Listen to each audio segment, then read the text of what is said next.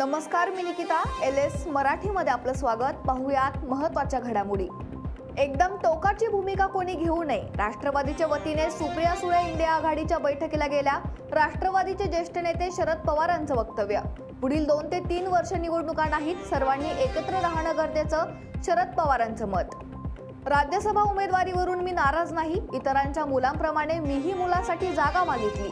इतरांसारखाच न्याय मलाही मिळावा, छगन भुजबळ यांचं वक्तव्य. राजेंद्र जैन यांचा उमेदवारी अर्ज भरण्यासाठी महायुतीचे नेते एकत्र. सुनील तटकरे, प्रफुल्ल पटेल, पार्थ पवार यांच्यासह अनेक नेते उपस्थित. बळीराजासाठी अत्यंत दिलासादायक बातमी. राज्यातील 56 लाख शेतकऱ्यांचे 36,000 कोटी रुपयांचं कर्ज होणार माफ. कृषी मंत्री दत्तात्रय भरणे यांची मोठी घोषणा. राज्यात मान्सूनच्या आगमनाची चाहूल. खरीप हंगामाच्या तयारीसाठी शेतकऱ्यांची कृषी सेवा केंद्रांकडे धाव. शेतकऱ्यांची गर्दी आणि गोंधळ टाळण्यासाठी कृषी सेवा केंद्रांकडून टोकन पद्धतीने खत वितरण. बुलढाणा शहराला पाणी पुरवठा करणाऱ्या येळगाव धरणात केवळ 15 दिवस पुरेल एवढाच जलसाठा. पाण्याचा अपव्यय टाळून पाणी जपून वापरण्याचं आमदार संजय गायकवाड यांचं आवाहन. पुण्यात पवित्र इंद्रायणी नदीच्या तीराच्या परिसरातील रेव पार्टीवर पुणे पोलिसांची कारवाई. तुळापूर येथील फार्म हाऊसवरील या रेव पार्टीमधील अनेक जण पोलिसांच्या ताब्यात.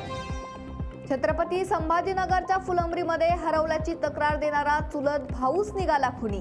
फुलंब्री तालुक्यातील पाथरी येथील धक्कादायक घटना उघडकीस. पुढील तपास पोलिसांकडून सुरू. दादर प्लाझा सर्कल जवळ बेस्ट बसचा मोठा अपघात. बसवरील चालकाचं नियंत्रण सुटल्यानं अपघात झाल्याची प्राथमिक माहिती. मदत कार्य सुरू असून जखमींचा आकडा मोठा असण्याची शक्यता.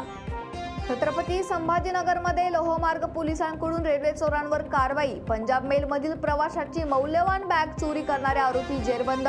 80,68,000 रुपयांचा मुद्देमाल जप्त. या होत्या महत्त्वाच्या घडामोडी. पाहत रहा LS मराठी.